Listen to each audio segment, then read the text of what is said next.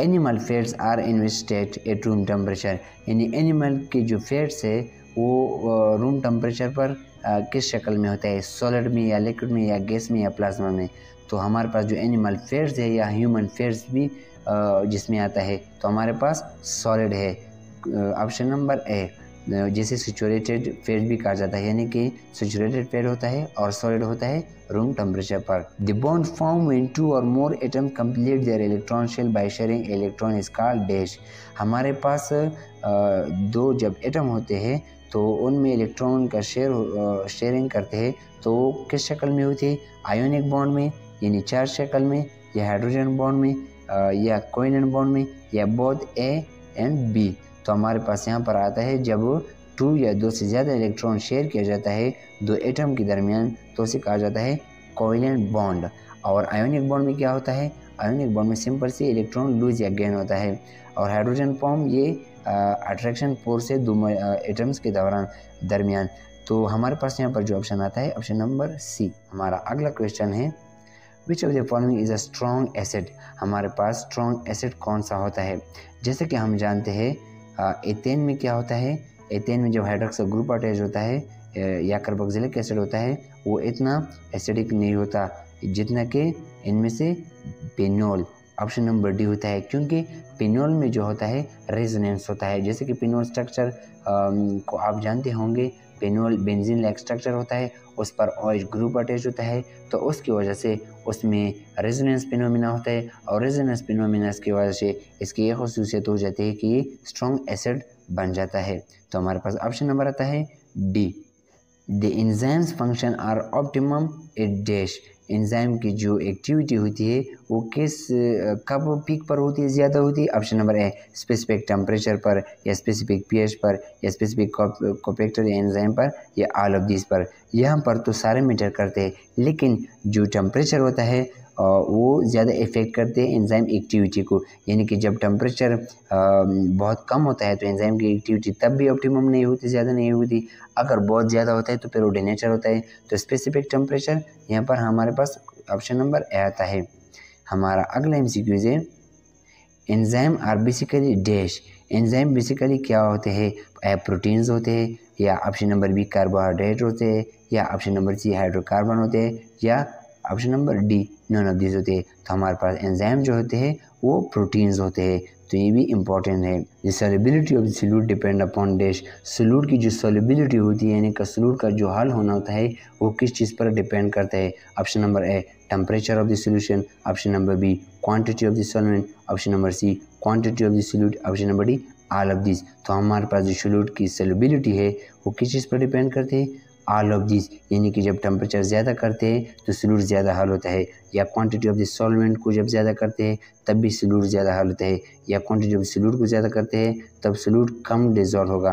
तो सारे जो ऑप्शन यहाँ पर दिए गए हैं तो इसकी सॉल्युबिलिटी डिपेंड करती है सॉल्यूट की। तो हमारे पास ऑप्शन नंबर डी आता है। हमारे पास अगला क्वेश्चन है question number 22। The oxidation power of the halogen depend upon dash. जैसे कि हम जानते हैं कि हैलोजन क्या होते हैं, ऑक्सीडेशन प्रोसेस में हिस्सा लेते हैं, यानी कि वो ऑक्सीडाइजिंग एजेंट है, दूसरी चीज़ों को ऑक्सीडाइज करती है। ऑक्सीडाइज का मतलब है कि दूसरी मॉलिक्यूल्स या एटम से इलेक्ट्रॉन लेते हैं, तो ये ऑक्सीडाइजिंग एजेंट हो गए। तो हैलोजन की जो ऑक्सीडाइजिंग पावर है, इलेक्ट्रॉन लेने का जो पावर है वो किस चीज़ पर डिपेंड करते हैं। Option number A, energy of the dissection, option number B, electron affinity of the atom, option number C, hydration energy of the ion, option number D, all of this. तो हमारे पास MCQ कौन सा आता है यहाँ पर, option number D, all of this. बिल्कुल, जब एनर्जी डिस्ट्रीब्यूशन यानी कि हम जब एनर्जी देते हैं गैस को तो उसकी जो पावर होती है हैलोजन की वो ऑक्सीडेशन पावर इंक्रीज होती है, या इलेक्ट्रॉन एफिनिटी ये खुद इलेक्ट्रोनेगेटिव एलिमेंट है, तो ये चाहते हैं कि दूसरे एटम से इलेक्ट्रॉन ले ले क्योंकि इसकी नेगेटिविटी जो होती है बहुत हाई होती है। और इसके अलावा हाइड्रेशन एनर्जी भी और इसकी जो आयन की जो होती है वो ज़्यादा होती है। तो हमारे पास oxidation power of halogen depend upon all of this, option number D. हमारे पास अगला क्वेश्चन है 23। Vapour pressure of a liquid does not depend upon dash. इनमें से कौन सा ऑप्शन है जो वेपर प्रेशर लिक्विड की है वो डिपेंड नहीं करती, यानी कि लिक्विड की वेपर प्रेशर डिपेंड नहीं करती। ऑप्शन नंबर ए, टेम्परेचर की नहीं, हमारे पास टेम्परेचर लिक्विड को के प्रेशर को चेंज करता है।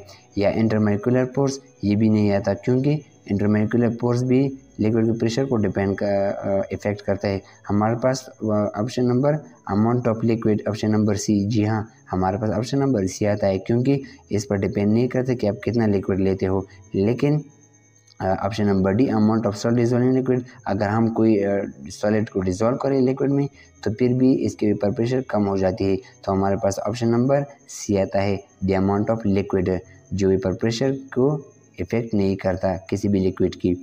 हमारे पास अगला क्वेश्चन है 24, द प्रोसेस और the system that do not involve exchange of the heat are called dash. जैसे कि हम ऑलरेडी जानते हैं कि जब सिस्टम को एनर्जी दी जाती है या एनर्जी ली जाती है तो वर्क डन करता है, लेकिन यहाँ पर कौन सा प्रोसेस है जिसमें एक्सचेंज ऑफ हीट नहीं होता, यानी change in Q is equal to zero.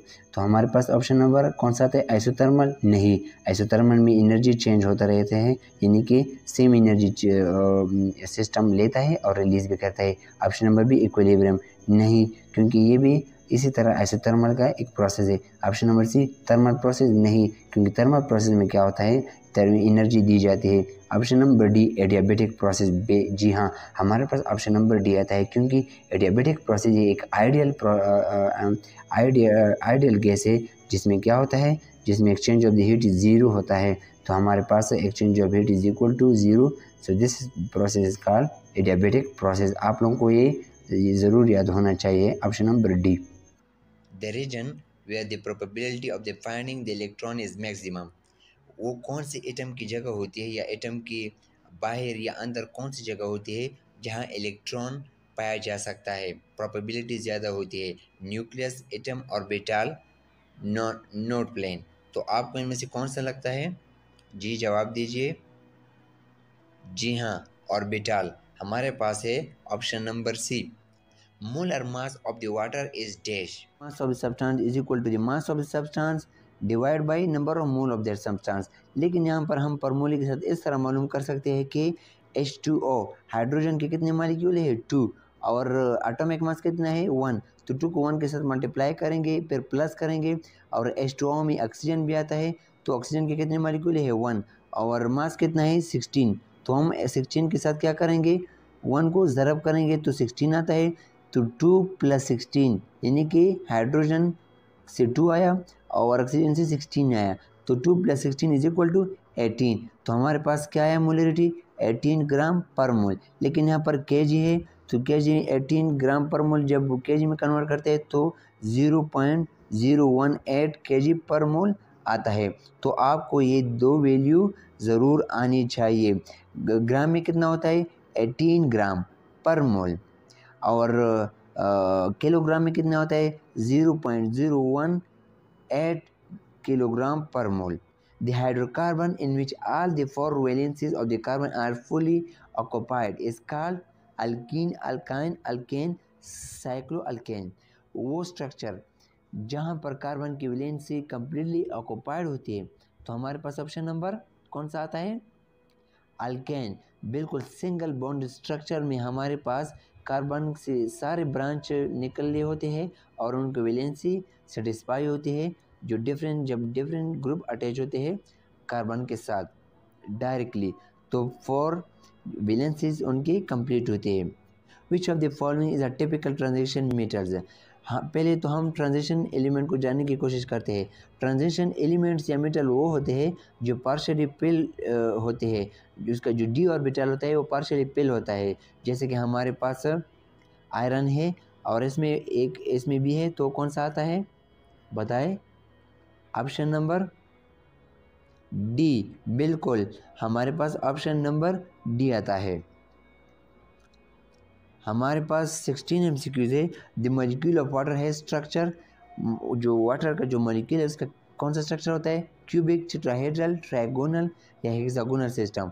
तो आपको कौन सा लग रहा है, जवाब दीजिए। टेट्राहेड्रल।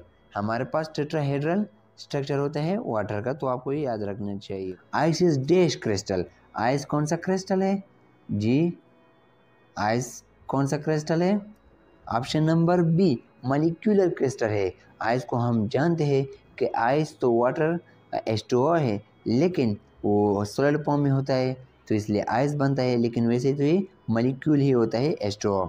हमारे पास अगला लास्ट MCQ है, hydrolysis means reaction of the dash. Hydrolysis का क्या मतलब है? रिएक्शन ऑफ द वाटर, यानी कि जब वाटर रिएक्ट करते हैं दूसरे मॉलिक्यूल के साथ और वो स्प्लिट होता है, यानी हाइड्रोजन एक तरफ जाता है और दूसरी तरफ जाता है, तो इसकी वजह से जो प्रोसेस होता है, जो रिएक्शन होता है मॉलिक्यूल का, उसको कहा जाता है hydrolysis. The splitting of the water molecule into hydrogen और हाइड्रोक्साइन इज कॉल्ड हाइड्रोलाइसिस। तो हमारे पास ऑप्शन नंबर आता है C. Amorphous solids are made by fusing silicates with dash. जैसे कि हम जानते हैं कि एमोर्फस सॉलिड कैसे कहा जाता है? एमोर्फस सॉलिड जो कहा जाता है वो है, यानी कि उसका जो स्ट्रक्चर होते हैं वो दरमियाने होते हैं, लेकिन यहाँ पर जो बात की गई है एमोर्फस सॉलिड जो बनते हैं कैसे बनते हैं? सिलिकेट जब फ्यूज हो जाते हैं, कंबाइन किए जाते हैं किसके साथ, बताइए। राइट ऑप्शन इज यहाँ पर B, aluminium oxide. Aluminium oxide के साथ जब सिलिकेट को कंबाइन किया जाता है तो एमोर्फस सॉलिड बनता है। तो हमारे पास राइट ऑप्शन बी।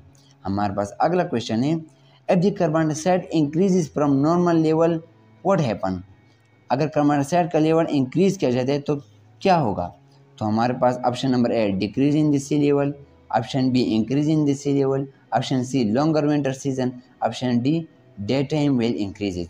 तो हमारे पास ऑप्शन कौन सा आता है, बताइए। Option number C, longer winter season. क्यों? विंटर सीजन में क्या होता है? नॉर्मली हमारे पास समर या स्प्रिंग सीजन में कार्बन डाइऑक्साइड की एक्यूमुलेशन होती है, यानी कि जमा होता है कार्बन डाइऑक्साइड, लेकिन अब यानी ऑब्जर्व होता है। लेकिन विंटर सीजन में क्या होता है? विंटर सीजन में कार्बन डाइऑक्साइड के लिए रिलीज होता है। जब कार्बन डाइऑक्साइड का रिलीज ज़्यादा हो जाता है, इंक्रीज हो जाता है, तो लॉन्गर विंटर सीजन होगा, क्योंकि नॉर्मली तो कार्बन डाइऑक्साइड किस सीजन में रिलीज होता है? विंटर में। तो अगर कार्बन डाइऑक्साइड इंक्रीज हो जाता है तो विंटर सीजन भी इंक्रीज होगा। तो हमारे पास ये 8 में भी आ चुका है option number C, longer winter season.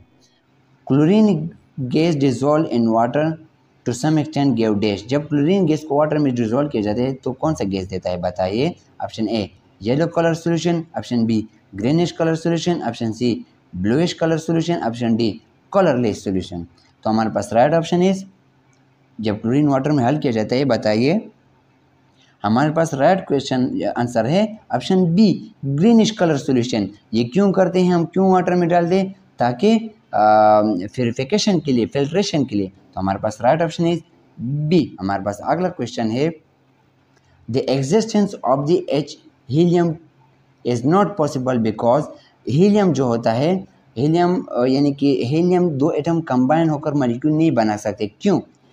Option A, it will be disproportion, option B, it will be radioactive, option C, it violate the Pauli exclusion principle, option D, no hydrogen bond will form.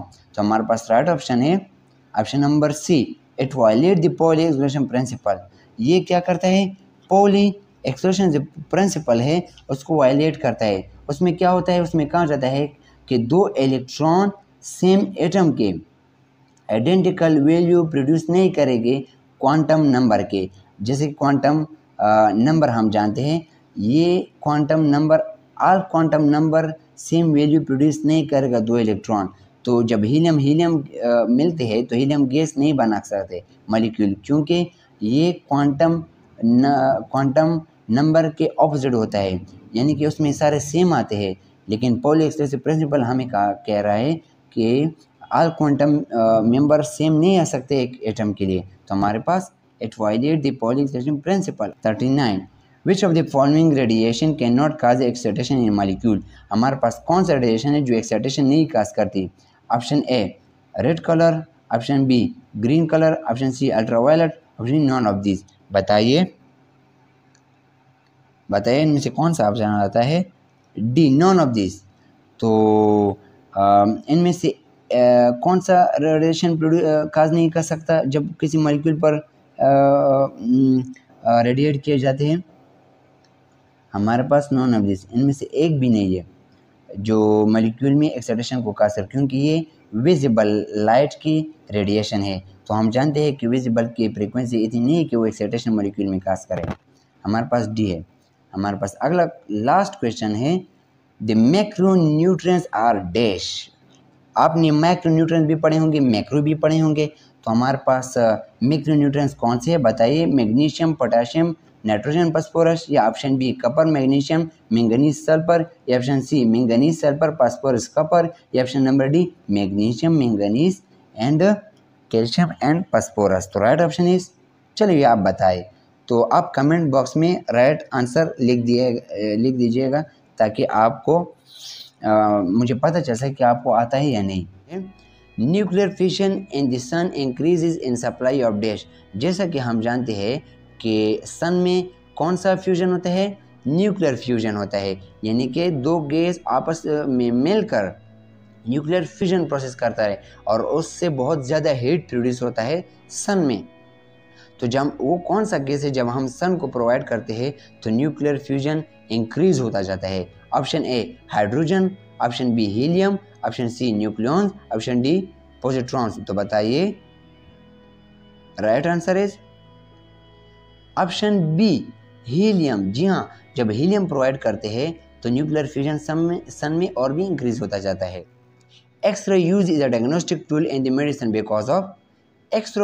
X ray को हम इस्तेमाल करते हैं medical में as a diagnostic tool. क्यों?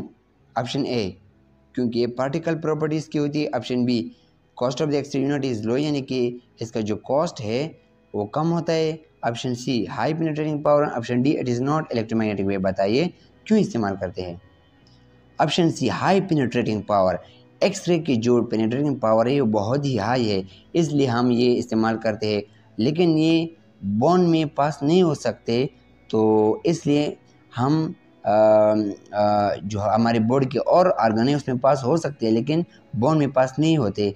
तो bone के fracture हम मालूम करते या कोई भी ट्यूमर होते हैं, इसके ज़रिए हम मालूम कर सकते हैं। तो हमारे पास हाई पेनिट्रेटिंग पावर आता है। World wide mortality rate per annum due to AIDS is more than, यानी कि पर ईयर जो मोर्टेलिटी रेट है एड्स की वजह से वर्ल्ड वाइड कितना होता है? Option A 1 million, option B 2 million, option C 3 million, option D 5 millions. बताइए ऑप्शन बी 2 मिलियन। 2 मिलियन लोग मरते हैं एड्स की वजह से world wide per year.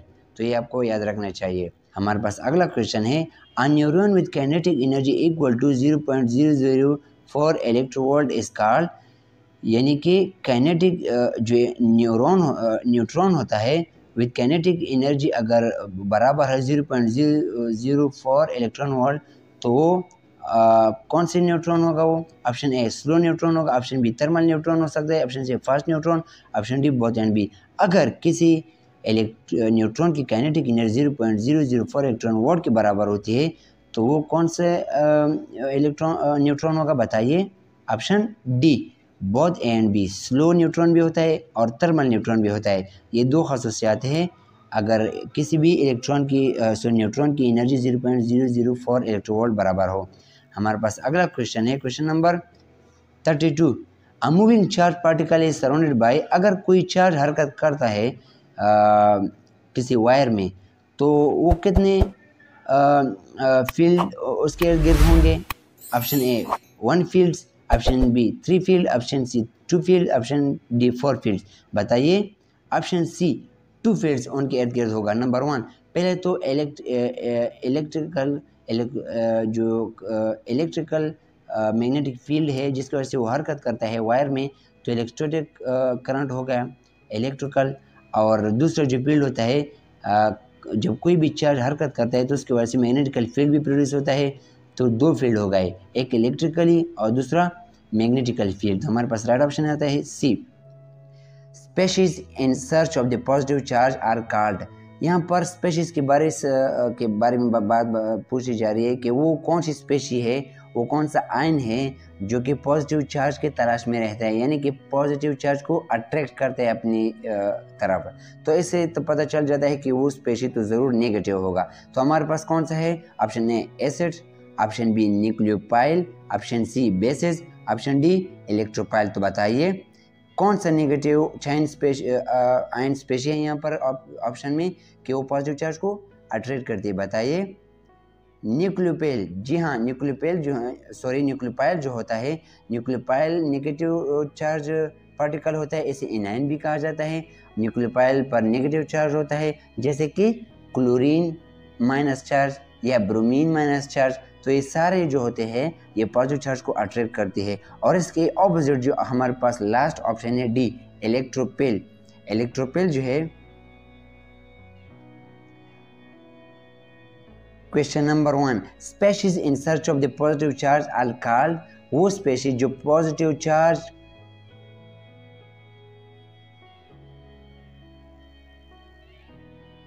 Question number 1, species in search of the positive charge are called, वो species जो positive charge को तलाश करती है, अट्रैक्ट करती है अपनी तरफ, उसको क्या कहा जाता है? ऐसे तो पता चल जाता है कि जब पॉजिटिव चार्ज को ढूंढती है या अट्रैक्ट करती है तो वो तो इन ऑप्शन में तो नेगेटिव आयन पार्टिकल होगा। तो बताइए, option A acids, option B nucleophile, option C bases या ऑप्शन डी इलेक्ट्रोपाइल। तो इनमें से कौन सा नेगेटिव आयन चार्ज पार्टिकल है जो पॉजिटिव चार्ज को अट्रैक्ट करता है? बताइए। ऑप्शन बी न्यूक्लियोपाइल, क्योंकि न्यूक्लियोपाइल क्या करता है? पॉजिटिव चार्ज को अपनी तरफ अट्रैक्ट करता है, क्योंकि ये एनायन होता है, नेगेटिव चार्ज पार्टिकल होता है, यानी कि क्लोरीन माइनस या ब्रोमीन माइनस, यानी कि नेगेटिव चार्ज पार्टिकल। और डी जो हमारे पास है वो इलेक्ट्रोपाइल है, और वो पॉजिटिव चार्ज आयन होता है, और वो क्या करता है? नेगेटिव चार्ज को अट्रैक्ट करता है। तो यहाँ पर हमारे पास ऑप्शन है ऑप्शन बी, न्यूक्लियोपाइल। हमारे पास अगला क्वेश्चन है, question number 3, the wave nature of the electron is illustrated bye it's, यानी कि इलेक्ट्रॉन की जो वेव प्रॉपर्टी है वो किस वजह से डिस्कवर की गई, यानी कि इलेक्ट्रॉन की वेव प्रॉपर्टी को किसके ज़रिए डिस्कवर किया गया था? Option A photo electric effect, option B Compton effect, या ऑप्शन सी पेनिट्रेटिंग इफेक्ट, या ऑप्शन डी डायफ्रैक्शन। तो बताइए ऑप्शन कौन सा आता है? बताइए। पहले फोटो इलेक्ट्रिक इफेक्ट को जानते हैं, option A. Photo electric effect जो होता है वो जब कोई भी इलेक्ट्रोमैग्नेटिक वेव पास किया जाता है मैटर पर, यानी कोई पार्टिकल पर, तो उससे इलेक्ट्रॉन इमिट होते हैं, तो उसे photo mean light electric effect कहा जाता है। यानी कि रेडिएशन को पास किया गया एक चीज़ पर, एक मैटर पर, उससे इलेक्ट्रॉन इमिट की गई है रेडिएशन के ज़रिए, तो ये तो फोटो इलेक्ट्रिक इफेक्ट हो गई, ये तो नहीं है।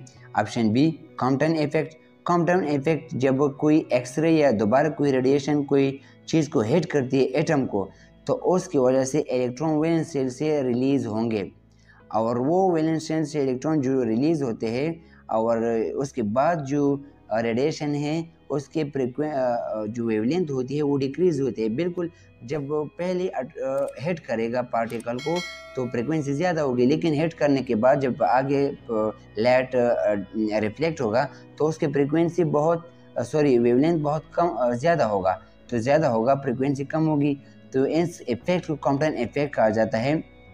तो क्या ये हमारे पास ये ऑप्शन आता है? बताइए। ये भी नहीं आता।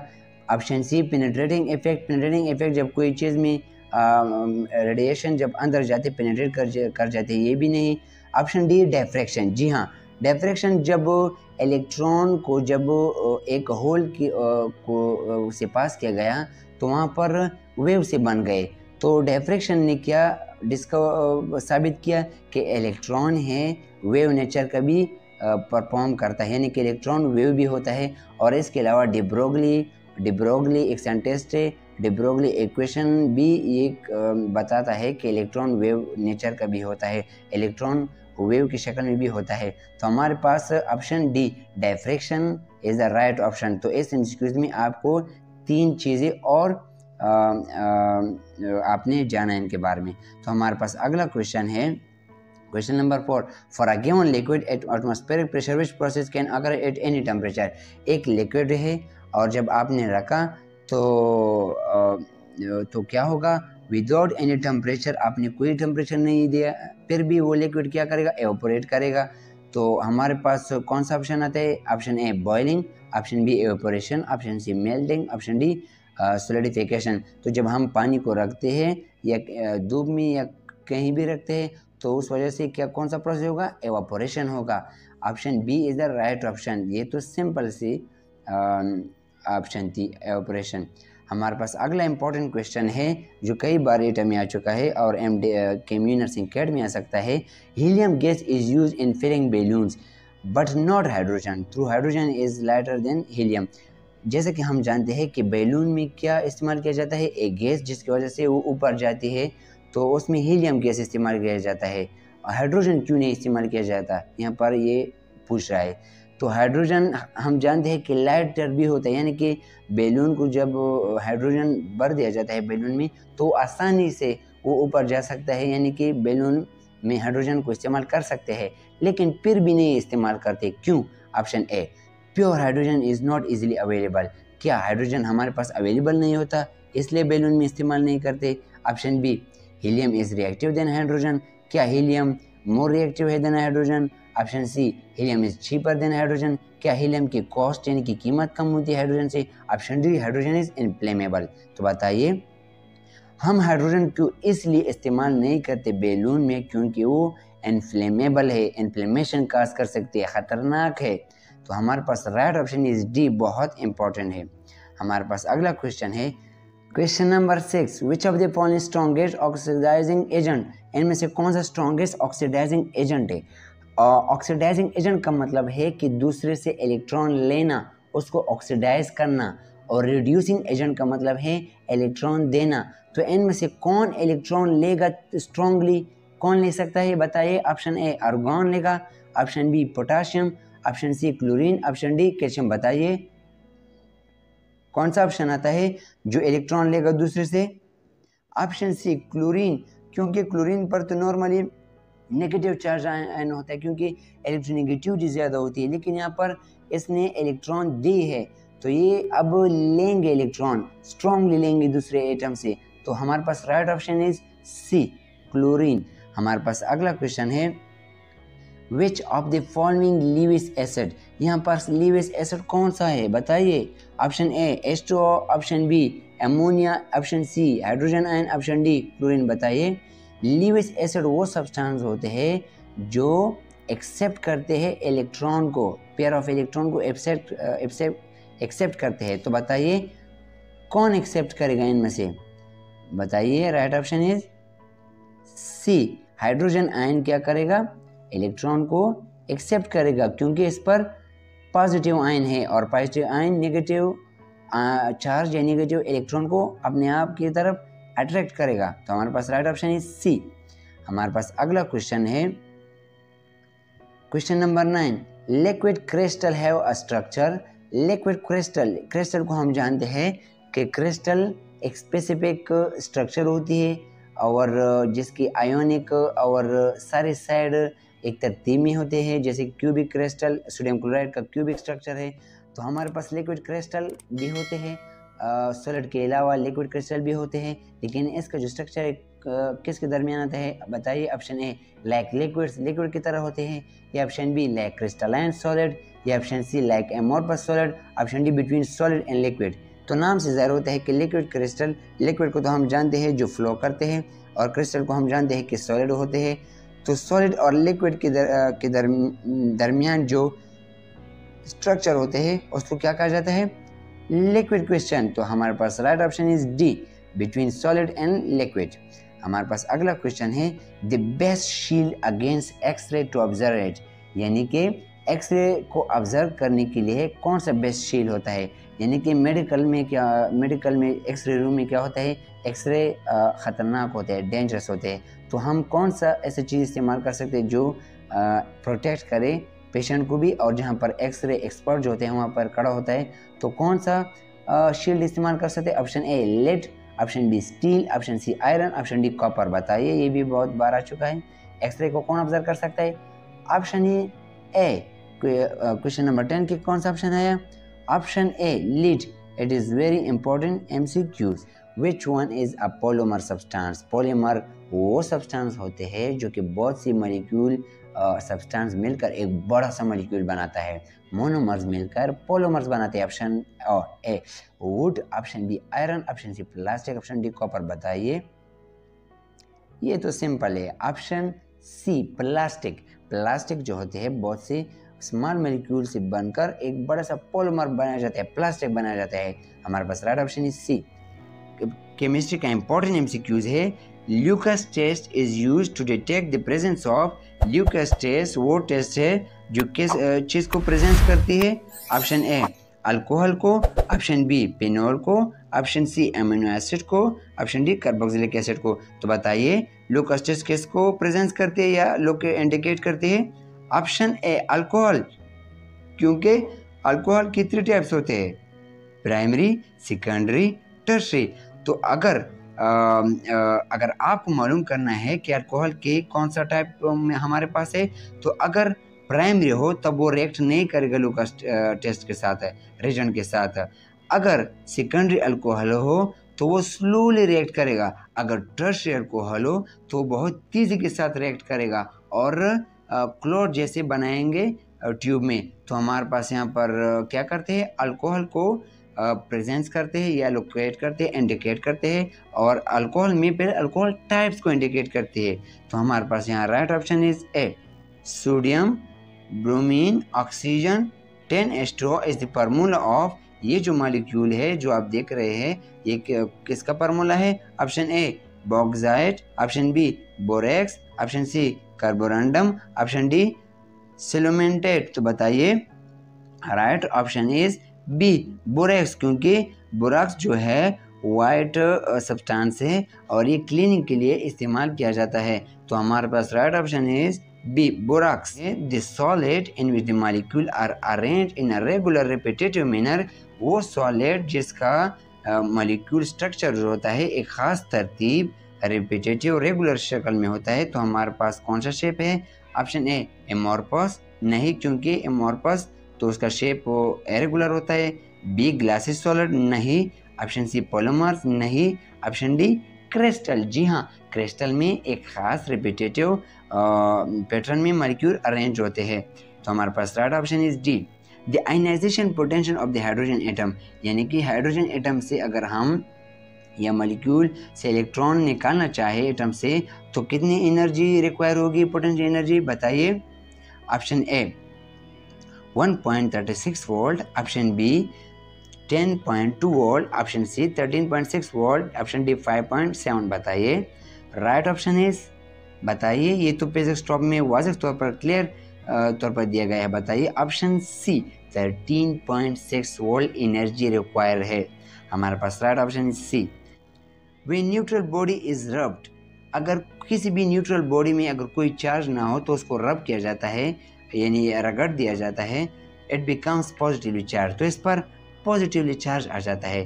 तो इट मस्ट हैव, तो पॉजिटिव चार्ज के साथ साथ इसमें क्या प्रॉपर्टी या इसमें क्या होगा? ऑप्शन ए लूज इलेक्ट्रॉन, ये इलेक्ट्रॉन लूज करेगा। Option B lose proton, option C gain protons, option D gain electrons. बताइए अगर चार्ज पॉजिटिव चार्ज कब आते हैं? जब इलेक्ट्रॉन लूज किए जाते हैं। तो हमारे पास right option is option A, जब इलेक्ट्रॉन लूज किए जाते हैं तो पॉजिटिव चार्ज आता है। तो ये न्यूट्रल बॉडी को जब हम रब करते हैं तो पॉजिटिव चार्ज आ जाता है इलेक्ट्रॉन लूज की वजह से, लॉस्ट की वजह से। हमारे पास अगला क्वेश्चन है when charge particle enter a uniform magnetic field, एक यूनिफॉर्म मैग्नेटिक फील्ड है और आपने एक चार्ज को एंटर किया, there is change in the, तो वहाँ पर क्या चेंज होगी? Option A kinetic energy, option B magnitude of the velocity, option D direction of the velocity, option D all of the above. तो बताइए ऑप्शन, बताइए option C direction of the velocity. जब आप यूनिफॉर्म मैग्नेटिक फील्ड में जब आप enter करते हो चार्ज को तो वो डायरेक्शन जो इसको जो वेलोसिटी होती है वो सर्कुलर मोशन में हरकत करेगा जब आप कोई भी इलेक्ट्रॉन को या चार्ज पार्टिकल को यूनिफॉर्म मैग्नेटिक फील्ड में एंटर करते हो। बहुत इंपॉर्टेंट एमसीक्यूज है। Which of the following can move with speed of light, हमारे पास स्पीड ऑफ लाइट के यानी कि जो लाइट की जो स्पीड है उसके कोई और पार्टिकल भी मोशन कर सकता है स्पीड ऑफ लाइट के साथ, उतनी स्पीड के साथ। तो कौन सा ऑप्शन आता है? इलेक्ट्रॉन स्पीड ऑफ लाइट के साथ मोशन करता है, या पॉजिट्रॉन, या ऑप्शन सी प्रोटॉन, या ऑप्शन डी प्रोटॉन। तो बताइए हमारे पास right option is D proton, क्योंकि इलेक्ट्रोमैग्नेटिक रेडिएशन जो है प्रोटॉन से बने होते हैं। और प्रोटॉन यहाँ पर हमारे पास राइट ऑप्शन में है, जो कि स्पीड ऑफ लाइट के साथ मोमेंट हरकत कर सकता है। जितनी स्पीड लाइट की होती है ज़मीन को पहुंचने के लिए सन से, तो इतने एक प्रोटॉन की भी होती है, क्योंकि प्रोटॉन एक एनर्जी है इलेक्ट्रोमैग्नेटिक रेडिएशन की। The bond form between boron and hydrogen, कौन सा बॉन्ड बनता है बोरॉन एंड हाइड्रोजन के दरमियान? ऑप्शन ए, क्या आयोनिक होता है? ऑप्शन बी, कोवेलेंट होता है? Option C, coordinate covalent bond होता है? Option D, photo respiration. तो हमारे पास कौन सा बॉन्ड होता है बताइए? हमारे पास third option is covalent bond, क्योंकि बोरॉन के जो 4 इलेक्ट्रॉन है वो 4 हाइड्रोजन के साथ मिलते हैं, इलेक्ट्रॉन शेयर करते हैं हाइड्रोजन के साथ। तो हमारे पास third option is B, the solid in which the molecule are arrange in a regular repetitive manner. ये तो आप बताइए कमेंट बॉक्स में, which of the following have same number of the electron as the alpha particle. Alpha particle में क्या होता है? Alpha particle में क्या होता है? 9 इलेक्ट्रॉन होते हैं। और वो कौन सा एटम है जिसमें 9 इलेक्ट्रॉन होते हैं यहाँ पर? हाइड्रोजन या हाइड्रोजन मॉलिक्यूल, या option C hydrogen positive, option D H2O। तो हमारे पास right option is C, hydrogen positive. तो अल्फा पार्टिकल वो पार्टिकल होते हैं जिसे हम हीलियम न्यूक्लियस भी कहते हैं। तो हमारे पास उसमें 2 प्रोटॉन 2 न्यूट्रॉन, लेकिन कोई इलेक्ट्रॉन नहीं होते। जैसे कि हाइड्रोजन में 1 इलेक्ट्रॉन होता है, जब एक को भी रिलीज़ किया जाता है तो हमारे पास उसके पास कोई इलेक्ट्रॉन नहीं रहता, तो इसकी वजह से हम हाइड्रोजन प्लस को अल्फा पार्टिकल कहते हैं। तो ये कई बार आ चुका है। हमारे पास अगला क्वेश्चन है, traffic signal are red while the eyes are more sensitive to yellow because of. जैसे कि आप जानते हैं कि ट्रैफिक लाइट में रेड लाइट को इस्तेमाल किया गया है गवर्नमेंट सतह पर, यानी कि जब ये तो आपको पता होना चाहिए, आपसे कोई भी एज अ स्टूडेंट पूछ सकता है कि हम रेड लाइट को क्यों इस्तेमाल करते हैं ट्रैफिक के लिए। तो हमारे पास कौन सा ऑप्शन आता है? क्या येलो हैज लेस स्प्रेड, या option B red light are reflect less due to its long wavelength, या ऑप्शन सी एक्टर्स, या ऑप्शन डी बिगर। तो हमारे पास कौन सा ऑप्शन आता है? डी, क्योंकि रेड लाइट जो है वो कम रिफ्रैक्ट होता है क्योंकि इसकी लॉन्ग वेवलेंथ की वजह से। तो हमारे पास बहुत इंपॉर्टेंट एमसीक्यूज है, ये एक लॉन्ग वेवलेंथ की वजह से हम ये इस्तेमाल करते हैं रेड लाइट को ट्रैफिक के लिए। तो ये स्कैटर नहीं होता। तो हमारे पास right option is B, which of the following is not a vector quantity. हमारे पास यहाँ पर कौन सा वेक्टर क्वांटिटी नहीं है इनमें से बताइए? Option A electric field intensity, option B gravitational field intensity, option C magnetic induction, option D electromotive force. बताइए राइट ऑप्शन इज, बताइए। हमारे पास राइट ऑप्शन है मैग्नेटिक इंडक्शन, क्योंकि इलेक्ट्रिक फील्ड इंटेंसिटी जो होती है उसका डायरेक्शन होता है, और इसके अलावा ग्रेविटेशनल फील्ड के भी ग्रेविटेशनल फोर्स की वजह से, और इलेक्ट्रोमोटिव फोर्स जो होता है ये भी एक ख़ास डायरेक्शन में होता है। तो यानी कि मैग्नेटिक इंडक्शन जो है ये सिर्फ मैग्नीट्यूड इसकी वैल्यू होती है, डायरेक्शन की कोई ज़रूरत नहीं होती। तो हमारे पास यहाँ पर right option is C, magnetic induction. The ionisation potential of the hydrogen atom, यानी कि हाइड्रोजन एटम से अगर हम या मॉलिक्यूल से इलेक्ट्रॉन निकालना चाहे एटम से, तो कितनी एनर्जी रिक्वायर होगी, पोटेंशियल एनर्जी? बताइए। Option A 1.36 volt, option B 10.2 volt, option C 13.6 volt, option D 5.7। बताइए राइट ऑप्शन इज, बताइए। ये तो पेज स्टॉप में वाज़ेह तौर पर क्लियर तौर पर दिया गया है। बताइए option C 13.6 volt energy require है। हमारे पास राइट ऑप्शन इज सी।